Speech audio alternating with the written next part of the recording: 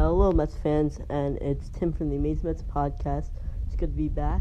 And on today's episode, we will be talking about the Subway Series recap, the All-Star Week, and all the events that are going on with the Mets All-Stars, and what possible trades the Mets can make, and what you guys have for me. So, first of all, before we get into everything, I just hope you guys are having a good 4th of July week. Hope you guys are having a good time with your family, good barbecues, good time watching the fireworks and everything, and if you guys hear a little bit of stuff in the background, it's because there are probably fireworks in the background, people celebrating near my house. So, so please block that out, and I really appreciate you guys coming out to listen to the Amazing Mets podcast today. So, and we're going to jump into our first topic. Before we get into everything, I just wanted to pay tribute to Angels pitcher Tyler Skaggs, 27-year-old pitcher. He died earlier this week, and just been a major shocker to the baseball community. No matter who you root for, no matter what team you hate, he's a good person, and it's just sad to see. So I pay all my condolences to the Skaggs friends and family. So okay, going into the Mets now.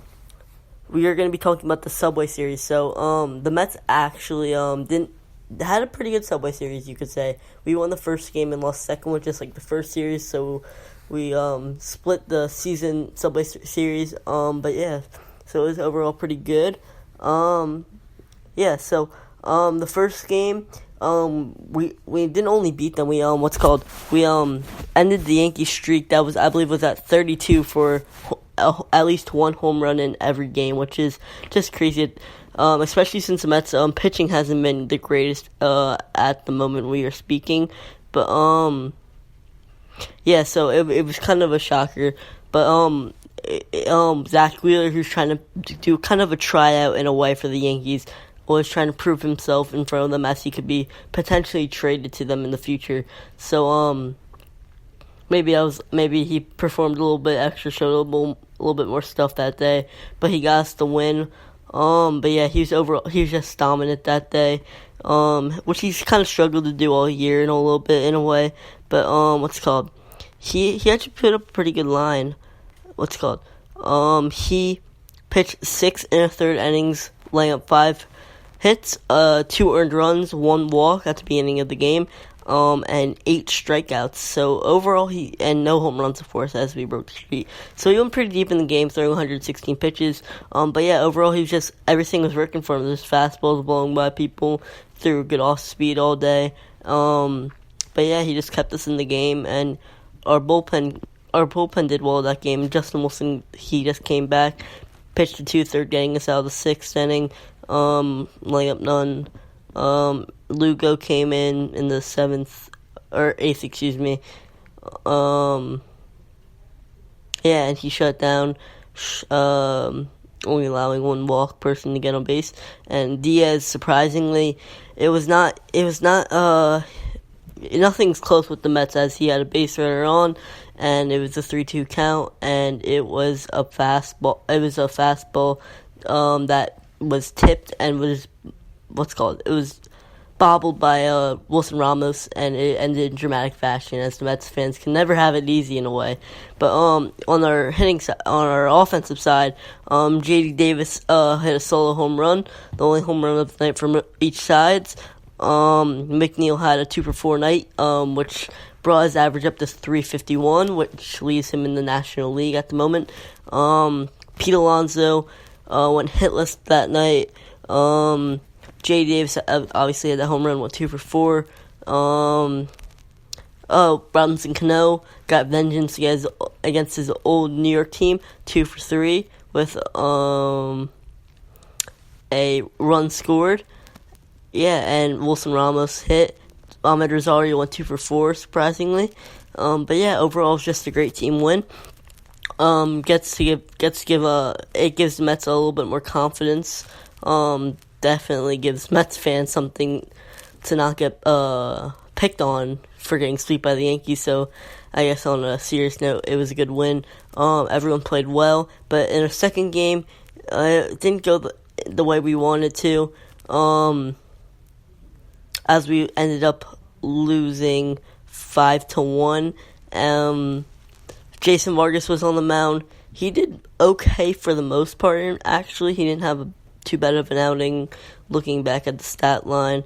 But he went 5 1/3, 3 earned runs, to which he let a home run at the end. But yeah, so he kind of gave up at the end. But he let 7 hits, which I guess is a little high. He struck out 6 batters, which is pretty good against the Yankees lineup. Only kept them the 1 home run. And then Wilmer Font came in, and he absolutely just got rocked. 3 hits in one in the third of innings. Laying up 2 earned runs, 1 home run. And Steven Matz made his bullpen debut, actually. Steven Matz pitched a third of an inning, and he got the out, and nothing else happened, really. And then Gsellman came in, shut him down. Familia came in, surprisingly shut them down. The bats were not awake that day, actually.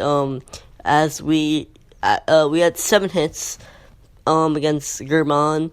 McNeil went 1 for 4 with an RBI. Pete Alonso went 2 for 4, bouncing back from the 0 for 3 day before. Cano went hitless. Conforto got a hit. Ramos got 2 for 4. But yeah, overall the bats were not awake. As McNeil, everything started at the beginning. McNeil had a first pitch for bomb over the right center gap, right into the Mets or Yankees bullpen. But yeah, we left a lot of people on base. We left over 5 runners on base in crucial situations, which definitely lost us the game. But overall, not too terrible of a season. I'd have to give I would say the MVP to it's definitely tough, but I would probably say J.D. Davis or McNeil, because they both had big hits in big situations. But I'm probably going to have to give it, because they both had home runs, but I'm probably going to have to give it to J.D. Davis. I'm going to give it to J.D. Davis, as he had 2 big hits against the Yankees in the first game, and it just has been pretty solid all season. So, getting into our next topic, which is going to be our main topic of the day, it's going to be the All-Star week, and all the festivities that are going on later in next week. As it starts off with the Futures game, we have 24-year-old Anthony Kay, left-hander, that's currently in Syracuse AAA right now. He will be playing in the Futures game. That will be held on Tuesday of next week, I believe. He's been nasty all year, as he's getting a little bit rocked in AAA right now, actually. But he's been very solid. Every level the Mets been putting him at. Double A, he's putting up virtual numbers, kind of like Jacob deGrom did last year. He's a good lefty. He has a little bit of a side delivery, which can throw off batters in a way a little bit. So it's always good to have. We have a lot of lefties in rotation right now, but as Jason Vargas will most likely not come back, we might need to fill in that spot. So he's definitely could be a guy to be ready to come up, maybe as a September call-up this year, or possibly opening day next year. But in Double A this year, he was, as I said, he was putting up virtual video game numbers. He went 7-3 with a 1.49 ERA, and 6 and a third innings of work. Only let 2 home runs as he kept the ball in the park. Didn't walk many batters, as he had 23 walks of his 70 strikeouts. He had a whip of .92, which is very good. He only let a little under 5 hits per game. And then was called up to Syracuse, where it's a big step up, as Double A is where like most of the younger guys go, and Triple A is basically now it's with all the contracts that are being given out and all that minor league contracts. All the teams are signing a lot of depth recently in the past few years. He has struggled a little bit, as he's probably facing veterans, as the Mets have like Matt Kemp down there. Ruben Tejada, all these veterans down there, Rajay Davis. He's posting a 9.64 ERA, a little over 10 innings of work in 4 outings. He has definitely had a hard time keeping the ball in the park, as he lets up as 2 times as many home runs, letting 4 home runs in AAA this year. Excuse me.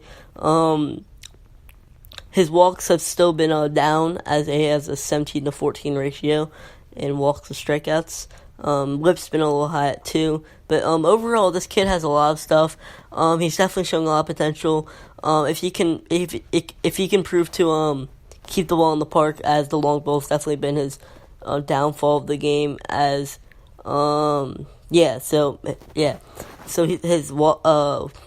ball. If he can keep the ball in the ballpark, it's easier said than done. But he just gotta find an out pitch, as most of his big hits come off a 2-strike pitch. So if he can just get them on that last pitch, striking them out, he will have no problem in the major leagues.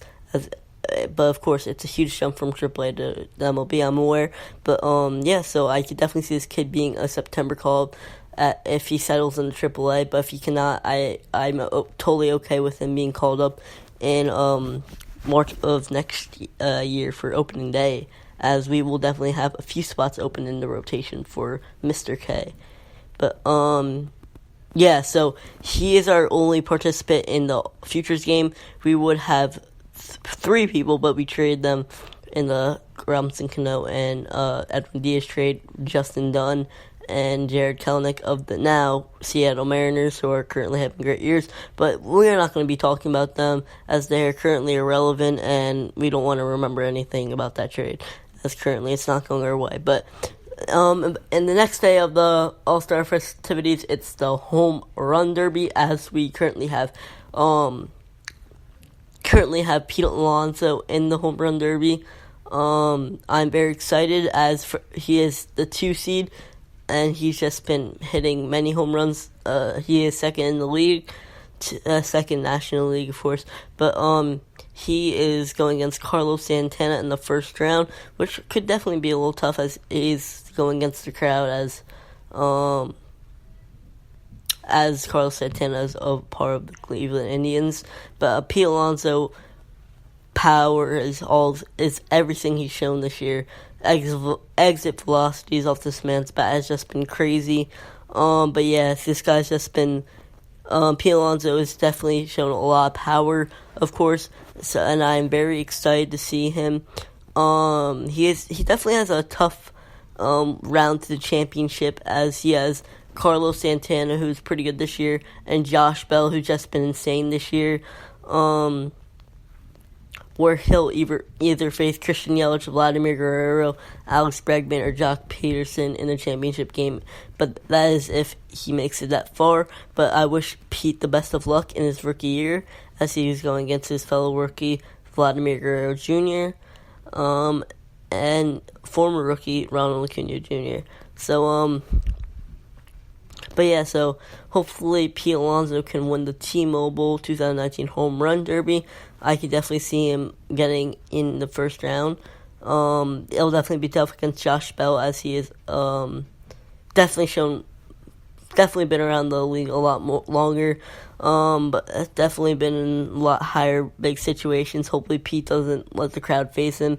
But my only concern about this whole situation is Pete chose his cousin to actually pitch him the Home Run Derby, and he was getting some batting practice before the game at Citi Field, like right before the game, of course. His cousin comes on the field, pitches him a little batting practice, and he's throwing it all over the place, which I'm kind of worried about, because if he's throwing it in dirt, throwing it high, this might make Pete anxious to swing at a pitch he doesn't want to swing at, because he's like, oh, it's a high pitch, or this is the best pitch I've ever seen in like 4 pitches, so I've got to swing. But I like the connection, how he's bringing his cousin in and everything. But if he wants to win, he might want to reconsider his choice. And bring in maybe a pitching coach or a teammate who can actually throw strikes. But who knows? Maybe his cousin could be good. But once again, he's throwing in front of 1,000 people, as the Home Run Derby will be in front of 50,000 people. But yeah, so yeah, that's the Home Run Derby. Hopefully, I wish Pete the best of luck in his rookie year. Hopefully, he can bring